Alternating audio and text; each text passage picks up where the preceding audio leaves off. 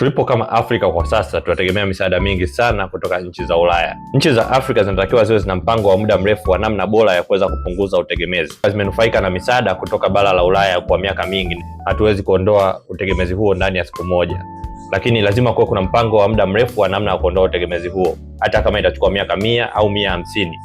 Ila tunaweza tukaanza kuangalia kimkakati, tunaweza tukaanza kupunguza sehemu gani za kuwa tunategemea Ulaya. Kitu cha msingi ambacho tunaweza tukakifanya, cha kwanza ni kuhighlight ni maeneo gani kuna utegemezi. Cha pili ni kuhighlight mpango wa muda mfupi na muda mrefu wa kuweza kuondoa utegemezi huo. Cha tatu, kuanza kuangalia ni sekta gani tunaweza tukaanza kujitegemea kidogo kidogo, tukaanza kueliminate ile essence ya kutegemea bara la Ulaya kwa asilimia kubwa, tukaanza kupunguza. With time tutazidi kuchukua sekta moja baada ya nyingine ambayo labda tulikuwa tunategemea bara la Ulaya katika kila kitu au kwa baadhi ya mambo ambayo yalikuwa ni ya msingi katika operations za sekta hizo. Kwa nini jambo hili ni muhimu? Hii itapunguza au kuondoa ushawishi wa nchi za Ulaya katika maamuzi yanayofanywa na nchi za Afrika. Katika kila jambo, Afrika itakuwa na uwezo wa kuamua yenyewe kwa mustakabali wa future ya watu wake na maslahi yao kwa ujumla. Jambo hili halitakuwa rahisi na halitakuwa jambo la siku moja, lakini steps has to be taken.